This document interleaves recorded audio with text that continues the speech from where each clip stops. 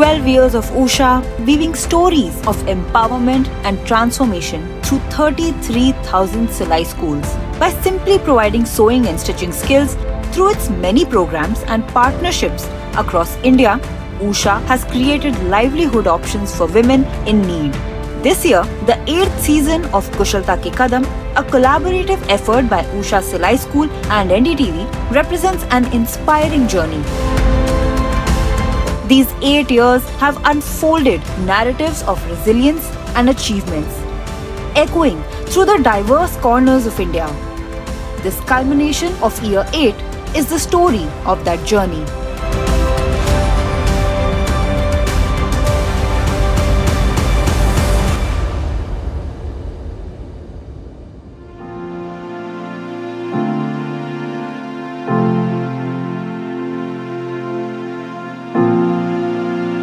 In January 2023, IIT Delhi began an independent study in collaboration with Usha, its NGO partners, and the beneficiaries of the Usha Silai School program. For 6 months, the study encompassed field research, telephonic conversations, and surveys as it assessed the impact of Usha's Silai School program. The stories of impact are more than just stories. They are milestones achieved by the indomitable women of the Usha Silai Schools. This initiative's legacy of empowerment and financial independence continues, a testament to the spirit of transformation. We wanted to get an external perspective from a credible third party to understand where the program stands, how effective it has been, and what is it that we need to do to take the program to the next level. We are grateful to IIT Delhi who came forward to do this impact assessment study for us, covering more than 13,000 participants to understand the effect of the program on the lives of the Silai School women, their families, and also the communities. So, Usha has been doing this work across India of identifying needy women, training them and assisting them to enable their financial and social empowerment. We got into picture, I think in November last year, where we were asked and invited to do an impact study, basically going down in the field and understanding how this project has impacted and what ways it has impacted the individual beneficiaries, the whole ecosystem.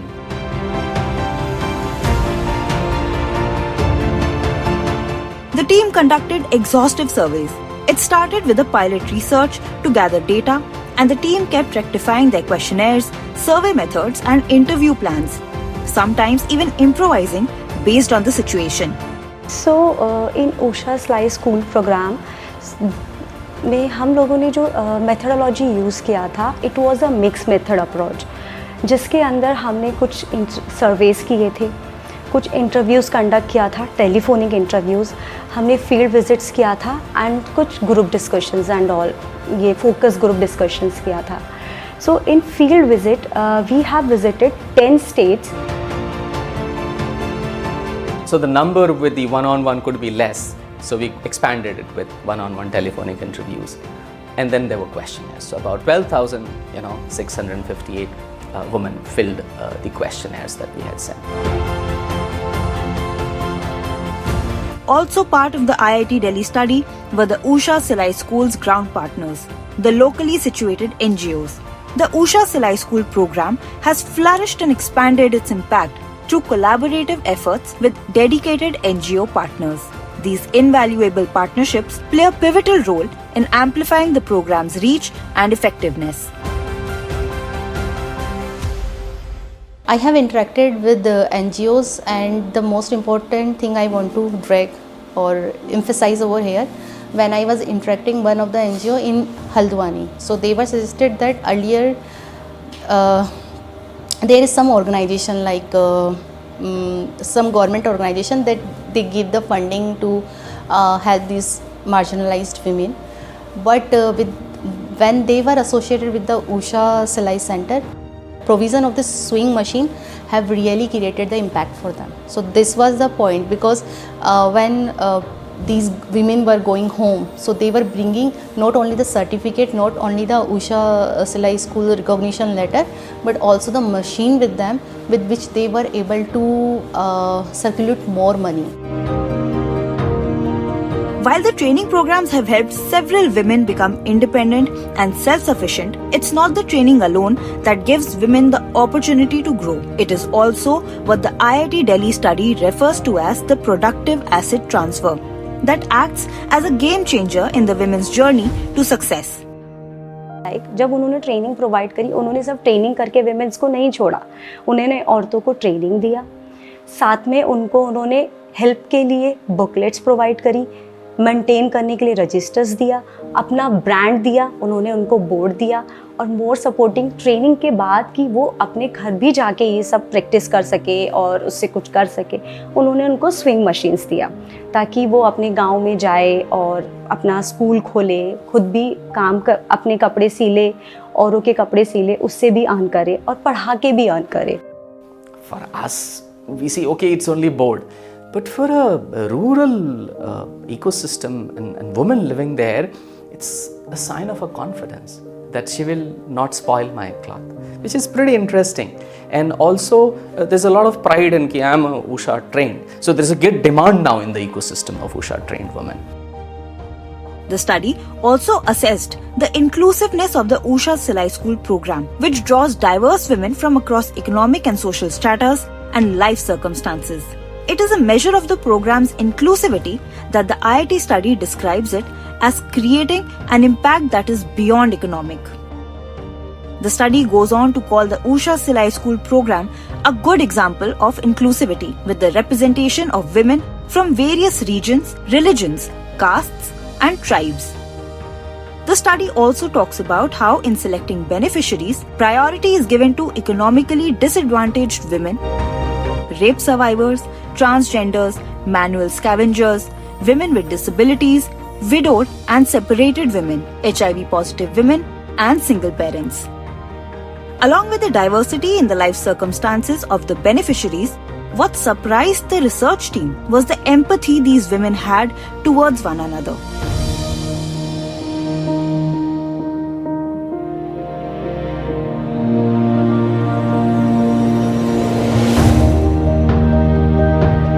It has a very different approach to the empowerment. It just asks someone willing to learn stitching. They said, good, come, we'll have fun. So then suddenly they realize that I have a community to whom I can talk everything.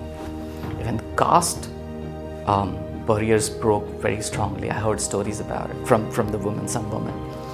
That Brahmin woman was refusing to accept food and water from a Dalit woman when they went for the training. And that happened for a day or two, because it's 9 days, and all of these women that has been selected by this ecosystem are marginalized women who are really in need. They have very little hope otherwise. So once they see that the other women are of my kind, they're also struggling, then this caste thing breaks up. Then they land up feeding each other with their hands. Just like Professor Jyoti Kumar, Priyanka, Vivek and Grishma had their own stories to share. Stories that stayed with them. तो एक example है कांगड़ा का. तो कांगड़ा में एक lady थी जिन्होंने training ली, तो लॉकडाउन के टाइम पे ट्रेनिंग लिया था उन्होंने.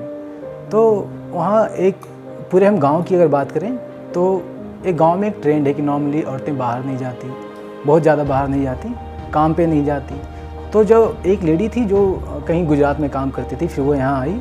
लॉकडाउन के टाइम पे ही उनकी ट्रेनिंग हुई. तो लॉकडाउन के टाइम पे जब ट्रेनिंग हुई, फिर उन्होंने एक अपना सेंटर इस्टेब्लिश किया, एक शॉप टाइप का छोटा सा. तो हाँ, उन्होंने ये करना शुरू किया, स्टिचिंग करना शुरू किया और बाकी औरतों को सिखाना शुरू किया. तो जब उन्होंने सिखाना शुरू किया तो बहुत ही एक नोशन था कि औरतों को बाहर नहीं जाना चाहिए, काम पे तो बिल्कुल नहीं जा सकती. तो धीरे धीरे क्या हुआ कि औरतें थोड़ी सी रेबल हुई कि नहीं ये दीदी हैं, इतना अच्छा देखो खुद से कुछ करके कुछ कमा रही हैं, फाइनेंशियली इंडिपेंडेंट हो रही है. तो लोगों ने धीरे धीरे थोड़ा सा रेबल होना शुरू किया. There were regional variations because of the culture, tradition, that influences the sense of what a woman should be doing, her own sense of what I should be doing, and different kinds of helplessness in the ecosystem.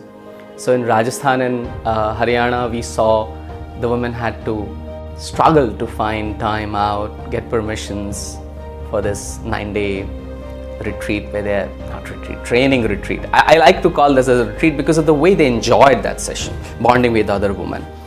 So that was difficulty. Whereas in Jharkhand, if you see, it's a very different context.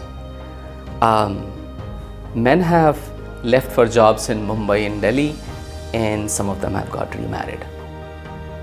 And these women are left to fend for themselves on their own. Now Usha Silai School for them becomes a great hope. So very different cultural contexts. That was one thing I saw. After the break, when the women of the Usha Silai Schools step out of their homes and villages, what does it do for their families, their communities, and for the world of fashion?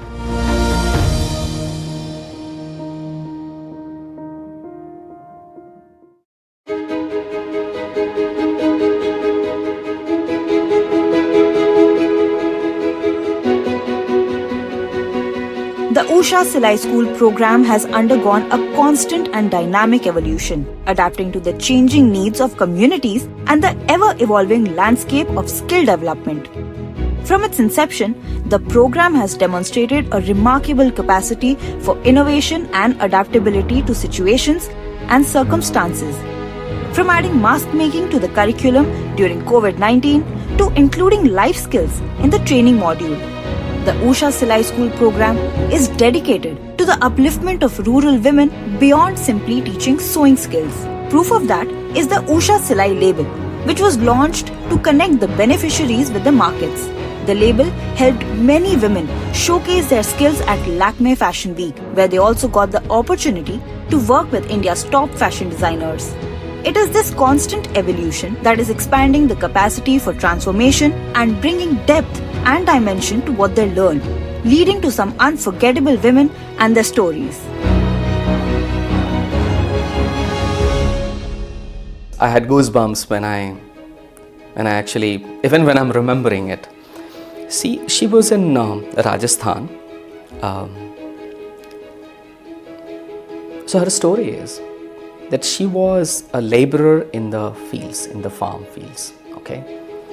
And she had an interest in stitching and all, but there was no avenue. Pretty determined lady. And she was being treated, you can understand being a woman who's a laborer in the field, and that was pretty painful. I mean, she was crying when she was narrating this to me. So she first started stitching, then becoming independent. Other women started getting impressed because they could see a new confidence in her in doing everything. Perhaps the most significant impact of the Usha Silai School has been its domino effect. The program is designed in a way where the sewing training provided by the Usha creates classical Silai School teachers, who then spread out to provide training to many other women. The best students trained by classical Silai School teachers are further skilled by Usha to become satellite school teachers and take the training to even more women. The number of women trained in this manner is exponentially higher than if they were being trained by just Usha, the local NGOs and the classical Silai School teachers. The IIT Delhi assessment report is calling this domino effect an inspiration for other development program designs. Why? The beneficiaries have not only shared their skills and confidence with other women from their villages, but have also become role models for women across society. The domino effect isn't just about training, it is about positive change through this skilling program.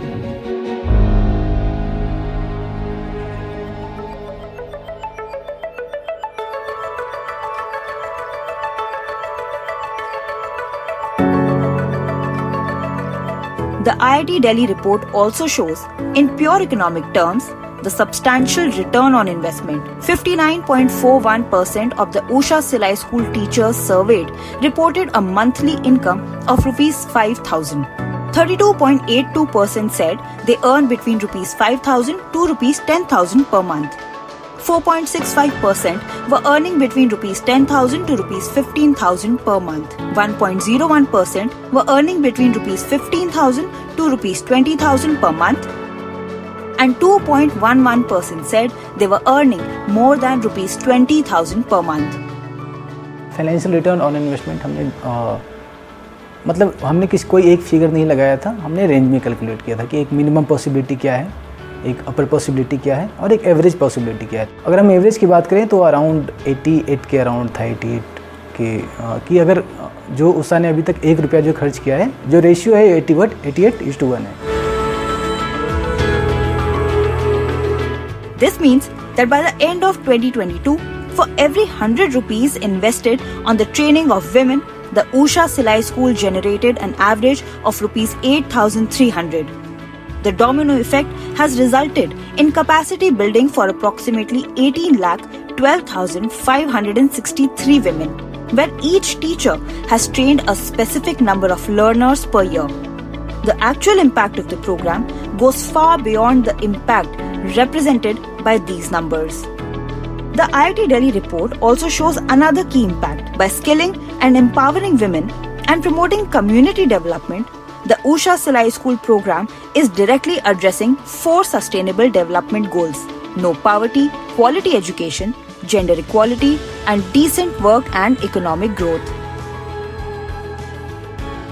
Apart from the sustainability goals, there was a reported impact in participation in decision making for the family. There was an increase in self-respect, need for better education for the family. There was more emphasis on girl-child education. Their economic and social status improved, and they were more confident to undertake entrepreneurial ventures. Such has been the impact of the Silai School program that it has led to lowering instances of domestic violence and increased engagement of Usha Silai School teachers in social and political matters as well. The women felt comfortable travelling alone to various locations to provide Silai trainings because of their increased confidence. The Usha Silai School program has been exemplary and unparalleled in terms of impact on the lives of lakhs of women across India. The program has included diverse marginalized sections of society and helped them live a life of dignity and respect. Not only has the program helped women shatter glass ceilings, but has broken social barriers too. Almost all the women I could talk to, they said initially there were little apprehensions, you're going on your own, you're becoming independent, you're going to meet all kinds of people in your life now, and you're developing your own network. But down the line, not only their say in the family has increased, but they feel more valued and respected, not just because of the economic reason, but because there is a discovery of within oneself that I'm of use, and that has brought a little humility. So my key learning was that because I am a strong feminist, and by seeing the way the Usha is working with these women, I'm so proud that I have been somehow part of this organization. एक होता है learning curve, तो मेरे हिसाब से उषा का जो learning curve है काफ़ी अच्छा है कि जिस तरीके से प्रोग्राम का इनिशिएशन हुआ और जिस तरीके से प्रोग्राम के डिज़ाइन में जिस तरीके का पूरा डिज़ाइन है, उन्होंने जिस तरीके से अपने आप को डाला है लर्निंग के हिसाब से, वो मुझे बहुत अच्छा लगा।